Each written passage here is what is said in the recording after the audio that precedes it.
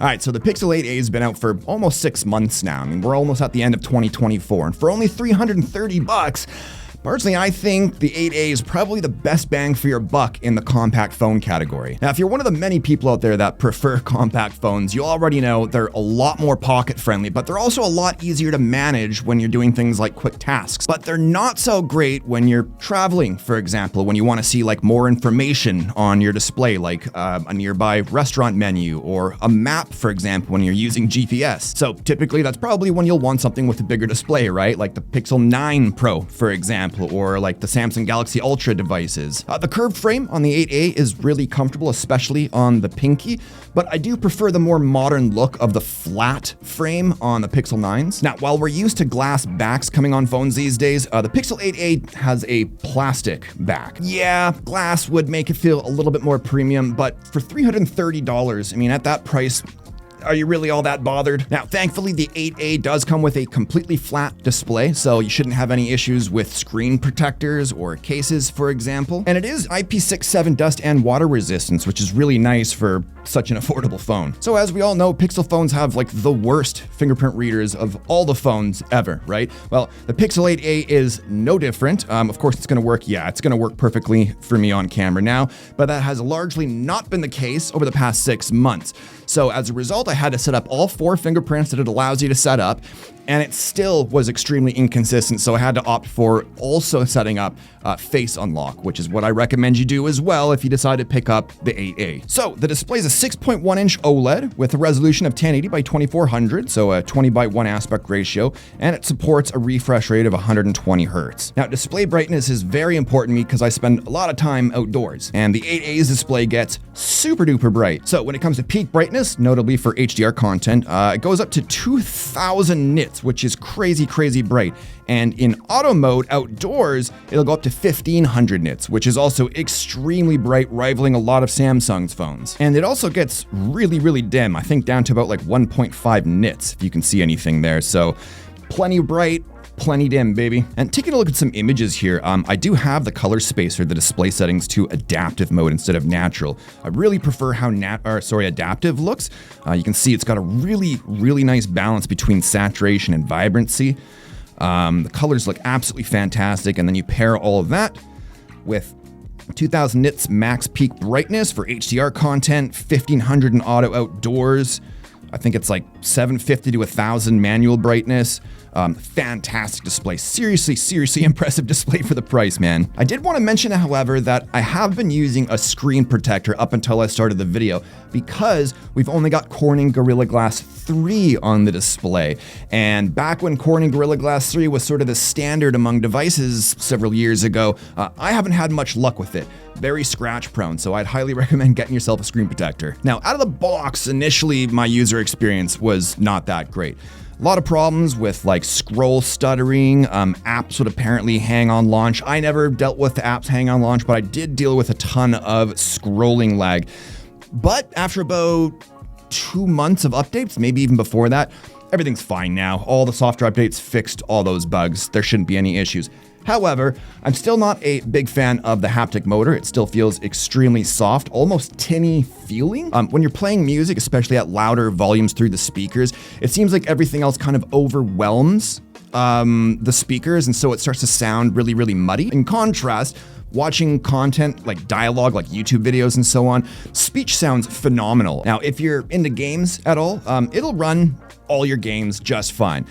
My only issue is that it won't run any of the games I played at above 60 FPS, no 90 FPS or 120 FPS. In fact, I don't believe the Pixel 8a supports 90 FPS. It's either 60 or 120. There isn't really anything in between. The good news is, because it won't get above 60 FPS, it doesn't get that hot either for long gaming durations, so that's a bonus. Now, as most of you know, and for those of you that don't, Pixel phones come with Pixel exclusive software features, and one of those features, amongst others, that I cannot live without, even though I've tried several times on other phones, is automatic call screening. It's basically like an automatic scam and spam call filter. Hold for me, another super useful feature, is fantastic for me when I'm waiting on hold with UPS or FedEx trying to dispute stupid delivery charges.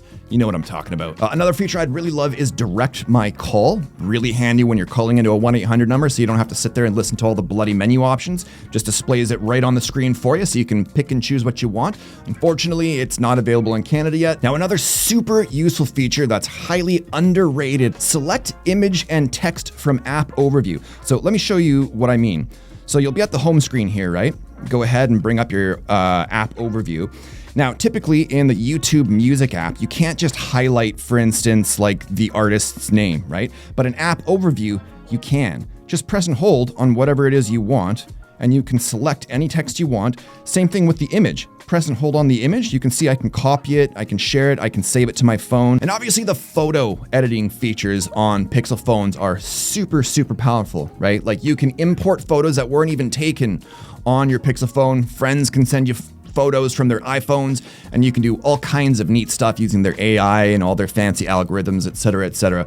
Really, really powerful photo editing tools on the Pixel phones. Some other things that are really important to me, GPS lock-on, connection speed, consistency, very important for me because I spend a lot of time off-roading out in the mountains, way deep in the middle of nowhere, and without reliable GPS, I wouldn't be able to find my way home. I get lost out there super easy. The Bluetooth connection has been super solid, been fantastic with my headphones, earbuds. The car connection, again, really important so I can listen to music while I'm getting lost using GPS. So battery life with the 4,500 mAh battery has been like adequate. Now with my sort of moderate usage, I get about 5 hours of screen on time, so about a full day for me personally.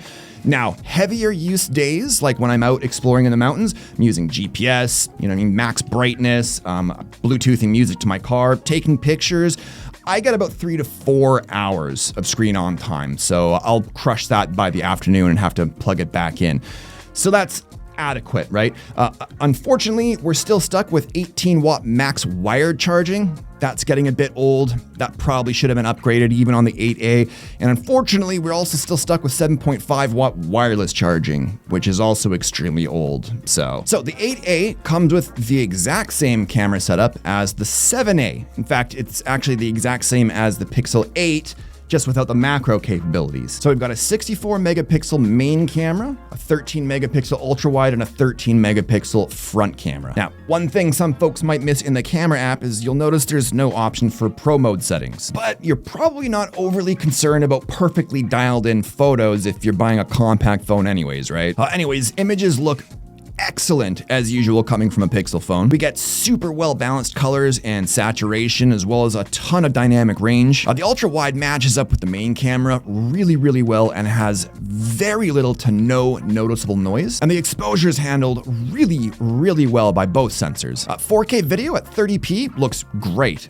Colors, awesome. Saturation, really well balanced. Exposure transitions are handled extremely well. And video stabilization looks super buttery smooth. And the same thing can kind of be said for the front-facing camera as well. It's producing natural-looking selfies with accurate skin tones, in my opinion. Exposure is handled really well, super important for selfies. Same thing with saturation, really well balanced, doesn't overdo skin tones like a lot of other phones cameras do. It just takes really well-balanced selfies. So for only $330, which is probably actually going to be even less as we get closer to the holidays, like I said in the beginning of the video, this is probably the best bang for your buck phone under $400 that you're going to find on the market right now. The display is fantastic, definitely belongs in a much more expensive phone. Battery life, like I mentioned, adequate. It's nothing to write home to mom about, but it'll get you through a whole day. The software features alone, to me, are worth it, especially the automatic call filtering. Performance is fantastic. It's perfectly fine unless you're like some sort of pro mobile gamer or something. And of course, you get the magic of pixel image processing. Anyways, I think that's going to do it for this one. Let me know what you think. $330. Dude, you can't go wrong.